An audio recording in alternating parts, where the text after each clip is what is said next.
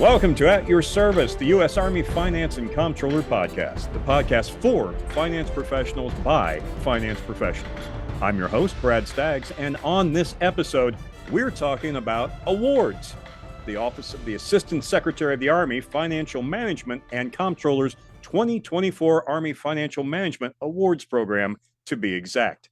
Our guests today are Miss Debbie Delaney and Miss Stephanie Johns. Miss Delaney is the Program and Budget Chief for Headquarters Army Materiel Command and Professional Development Institute 2025 Primary Command Point of Contact, and Miss Johns serves as the Executive Officer of Headquarters of Army Futures Command Resource Management Directorate and is a past Primary Command POC for PDI 2024 and contributor to the awards program. Having said all that, thank you both for joining us today. Thank you. Well, thank you. Thank you for having us. Now, we're talking today because a lot of people don't understand what the Army Financial Management Awards program is actually about. Can you explain to us what the objective of this awards program actually is? Yes, Brad, I can. The program celebrates exceptional contributions to the financial management by individuals, teams, and organizations within the Army. It highlights innovation, leadership, and achievements in the areas like cost savings, process improvements, and customer service. Well, that's fantastic. Tell me a little bit about the award levels themselves. What are the key categories in these awards? Well, the key categories are, let's see, but like I said, and one of the things I think we need to mention is who can actually be part of it. It's both civilian and military. So both civilian and military can actually be put themselves in for these awards. So I just wanted to make sure people are aware it's both civilian and military. So these categories are accounting and internal auditing. And in this category, what we're looking at is looking for professionals who have achieved um, like success in improving business management, accounting, information technology, and internal controls. And so anything where they're looking at that and have done a comprehensive independent review that have improved Army operations. The next one is finance. And in finance, what they're looking for are like people who have done financial management operations, such as dispersing operations, travel, civilian pay, and military. And they're wanting to look at anybody who has enhanced those business processes across the Army. Next is financial statement auditing. So in that area, a lot of people have been involved because, we are trying to get audit compliant. And so here's where we're recognizing significant contributions where individuals have been able, as well as teams, have been able to remediate material weaknesses, align with Army audit priorities, and also have accelerated its path so that we can get an unmodified audit opinion. Next is like the business is the budgeting. In this area, we're looking for people who have done excellence in building and defending and executing Army budget in the PBB process to better defend the Army resources. And also is cost savings, analysis, and evaluation initiatives. These are for people who have done stuff with cost analysis to improve mission effectiveness through the wise use of our limited resources. And then there's two others, well, really three others. The next one is comptroller and deputy comptroller. This is to actually recognize primary staff who is responsible for maintaining and administrative controlling accounting for funds that are needed to secure our resources. So this is to really to get after those comptrollers and deputies who are great leaders in that area.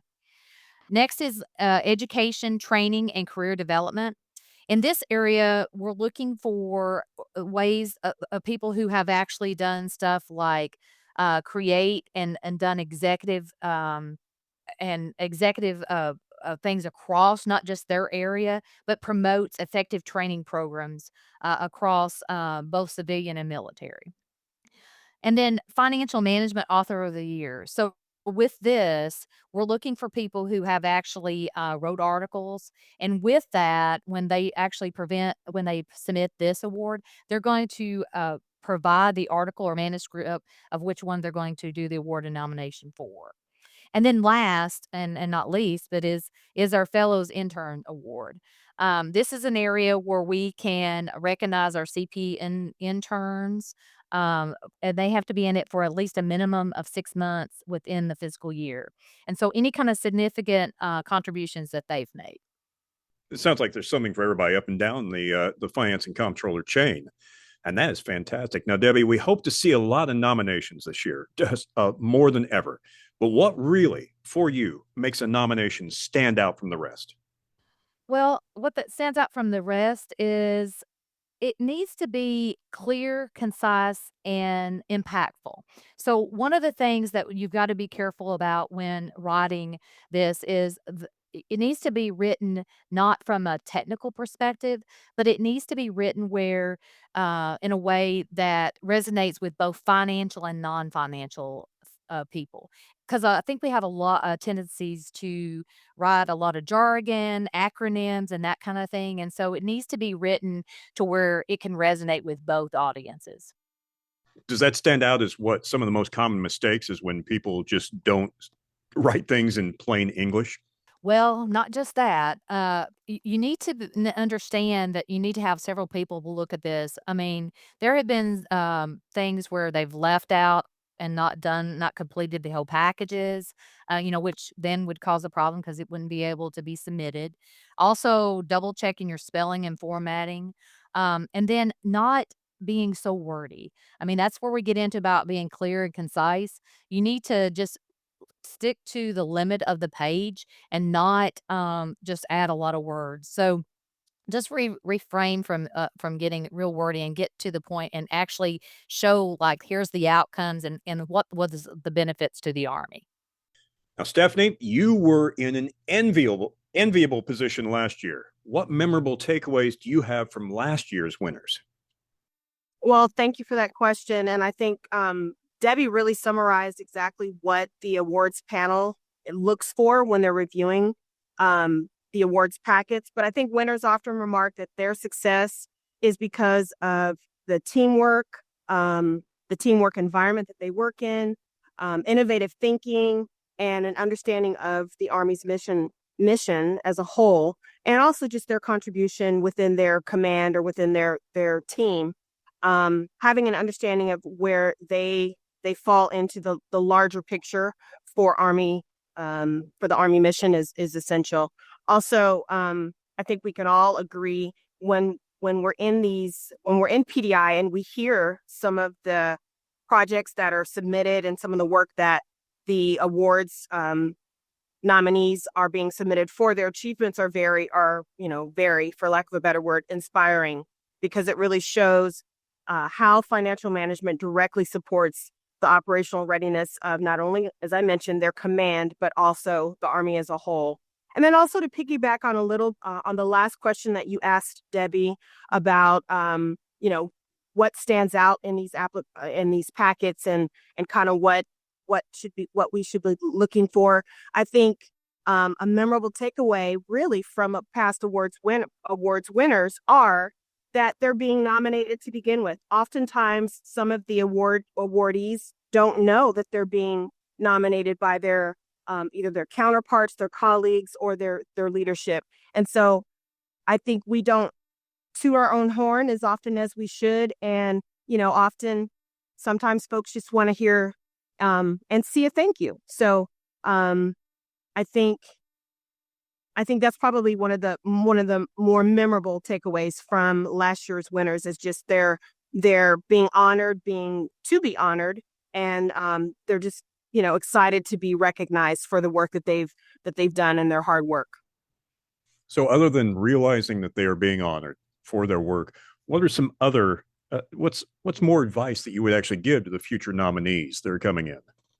I think, as Debbie described, I think the best and most most impactful advice would be to take it all in, to attend, to be there. I mean, sometimes we've had instances where winners have never attended a PDI in person. So once they've been named, and if they've been named as an awardee or a winner of a category, this gives them an opportunity to travel, but also to interact and be in the room with Army senior leadership in the field that they have worked so hard in. So it's great for them to be in that environment, but also just to be amongst others that they can glean additional information or practices or practical practices that maybe they can apply within their own command. But I think more importantly, it's just the opportunity to be there in person is when they can, if the opportunity arises. I think that's exciting for them. And speaking of being at the PDI in person, it is going to be May 28th through 30th of next year, of 2025, in New Orleans. Yes, the Big Easy. Yeah, anybody who doesn't think they want to go to PDI, let me say again, it's in New Orleans. So not a bad place to have the PDI. Best food there is, I'm telling you. Spoken like a true Southerner. It's really good food. I actually lived in New Orleans right out of college, so it is really good food. One thing I'd like to piggyback on, if you would allow me to, Brad, that Stephanie mentioned, about attending and being there in person and hearing what we hear. But to kind of talk about one of the things, probably lessons learned, and Stephanie, if you're about to say this, please jump in.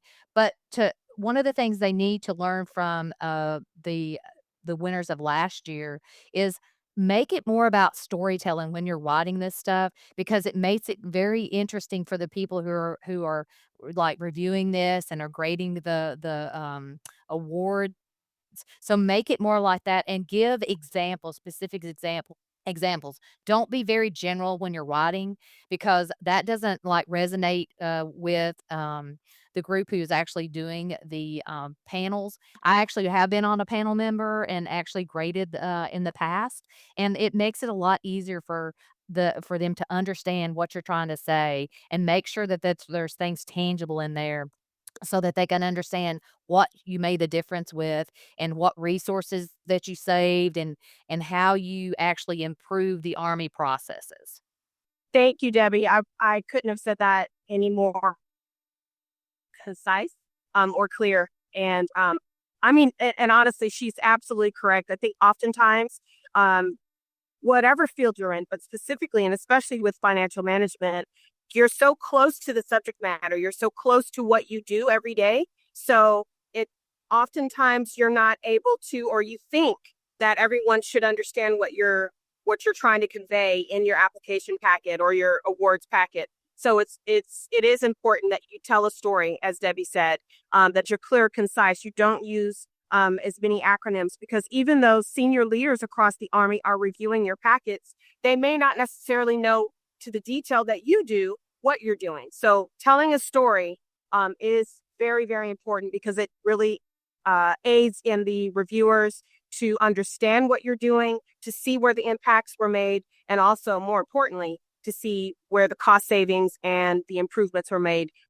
for your area, or as it impacts what we do.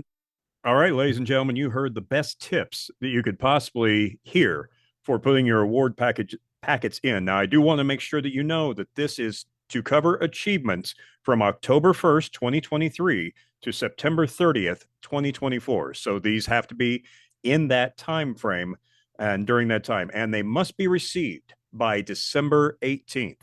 That's right. The award packets must be received by December 18th. And there is a website now that you can go to find out everything about these awards. And that is at www.asaf.army.mil/WDT.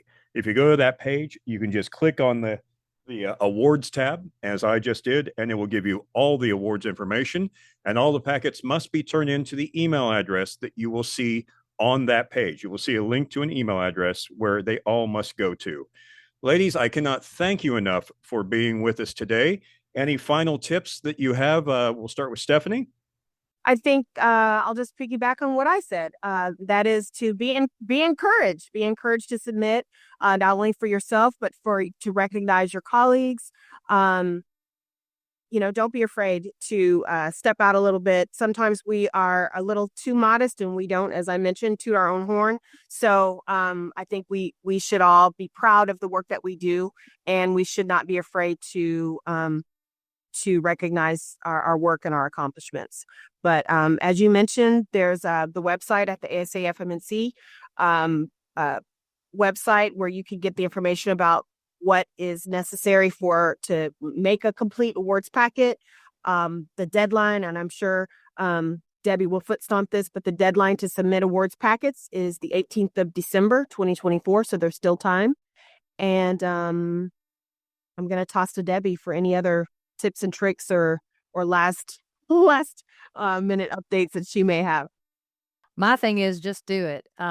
It's, because if you don't try, you never know what you can succeed, and then it gives also an opportunity for your command to be able to shine on what they're doing out there, because sometimes people don't know in other organizations.